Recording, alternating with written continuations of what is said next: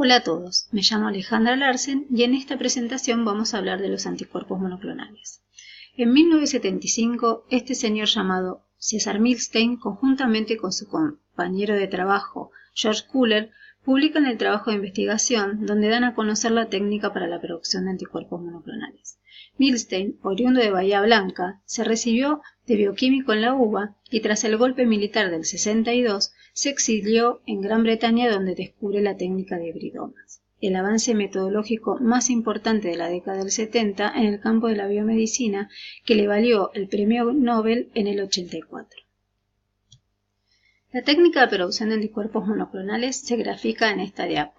En su última conferencia en la Universidad de Buenos Aires, César Milstein hizo referencia a la metáfora de la aguja en un pajar para explicar que los anticuerpos son capaces de reconocer una sustancia en una mezcla.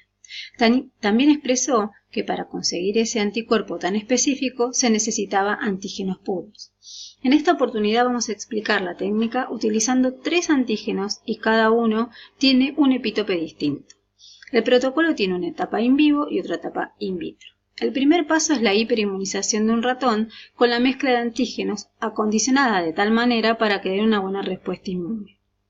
Estos antígenos son reconocidos por los linfocitos B en los órganos linfáticos secundarios y por la teoría de la selección clonal, aquellos clones de linfocito B específicos para cada uno de los epítopes se seleccionarán para proliferar y transformarse en células plasmáticas productoras de anticuerpos. Luego de 2 o 3 semanas hay grandes cantidades de estos linfocitos y o células plasmáticas específicas contra los antígenos. Si sangramos a este ratón, obtendríamos un suero denominado policlonal, constituido por la mezcla de los anticuerpos de distintos isotipos y con especificidad para cada uno de los epítopes. Para la producción de anticuerpos monoclonales, los linfocitos B específicos que se generan por la inmunización se obtienen a partir del vaso del ratón. El problema es que los linfocitos B no sobreviven más de 7 a 15 días en cultivo. La solución a este problema fue la fusión del linfocito B con células de mieloma, plasmacitomas. Estas células se caracterizan por multiplicarse indefinidamente, pero carecen de una enzima denominada hiposantina guanina fosfato ribosiltransferasa que sí está presente en los linfocitos B y es fundamental para la síntesis de ADN. Para lograr la fusión, estas células se mezclan en presencia de polietilenglicol, que es una sustancia que desestabiliza la membrana plasmática permitiendo la fusión de 2 células. Con mucha suerte puede que se fusione un linfocito B con una célula de mieloma, transformándose en una célula híbrido o hibridoma. De esta etapa de fusión se obtiene una mezcla de células constituida por linfocitos B y células de mieloma sin fusionar, linfocitos B o células de mieloma fusionadas entre sí y si hubiésemos tenido suerte también habría hibridomas. La etapa siguiente es la de selección. Para eso, altas diluciones de esta mezcla se siembran en pocillos de una placa de 96 que contienen medio selectivo denominado HAT, donde solo sobreviven los hibridomas.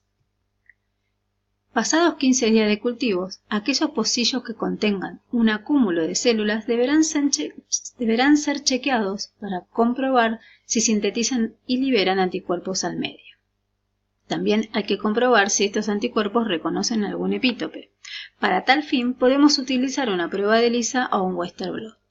Una vez comprobada la especificidad del anticuerpo monoclonal, se puede escalar su producción in vitro en botellitas de cultivo o in vivo inoculando por vía intraperitoneal al ratón, lo que inducirá citis, en cuyo líquido habrá altas concentraciones del anticuerpo monoclonal. Vamos a analizar un posible resultado al chequear sobre nadante de un pocillo donde se reconoce un acúmulo de células hibridomas. Al analizar la mezcla de antígenos utilizada en el ejemplo anterior, en una corrida electroforética de geles de poliacrilamida representada en la figura número 1, se pueden observar 3 bandas que corresponden a los 3 antígenos, que por sus pesos moleculares migran a distintas distancias. A un tiempo dado, la proteína de menor peso molecular migrará más lejos y el perfil proteico es el que se observa en la figura 1. La figura 2 representa un Western blot, donde la calle 1 y 2 contienen la mezcla de antígenos.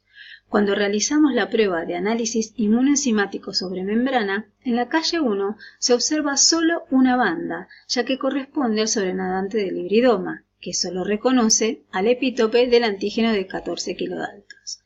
En cambio, el perfil de la calle número 2 corresponde a un suero policlonal que reconoce todos los epítopes.